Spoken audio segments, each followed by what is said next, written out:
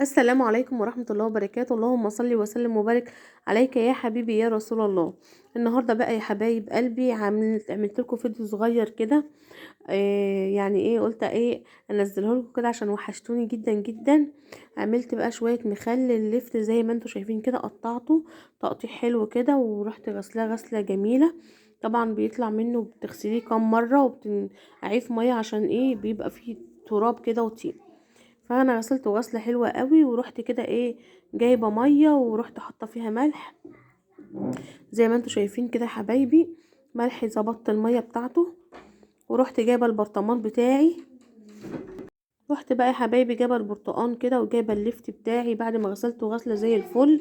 ورحت بقى حطاه وحطيته بقى كله في البرطمان بتاعي زي ما انتم شايفين كده يا حبايبي دوت. طريقته سهلة جدا، يعني اللفت ما بتحطلوش اكتر من المية والملح. ساعات كده لو انت عايزة تزودي له شوية خل عادي مفيش مشكلة.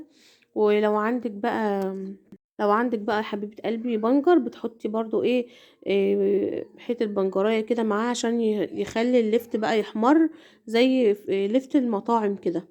بس بيبقى معاكي حلوة قوي قوي بصراحة. المخلل في البيت بيفتح النفس جنب الاكل. الواحد ساعات ما بيبقاش لنفس الاكل لما بيلاقي مخلل نفسه بتتفتح.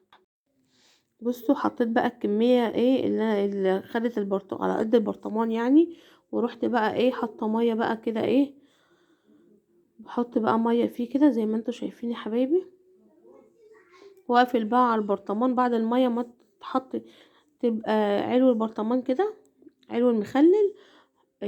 غطيته بقى بالغطا بتاعه وتسيبيه بقى 4 5 ايام 6 ايام زي ما يكون يعني. وعملت بقى غدا كده على السريع.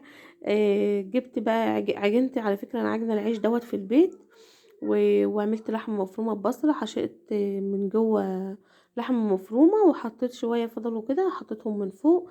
يعني تشبه البيتزا شوية، بس هو حواوشي يعني. ايه رأيكم؟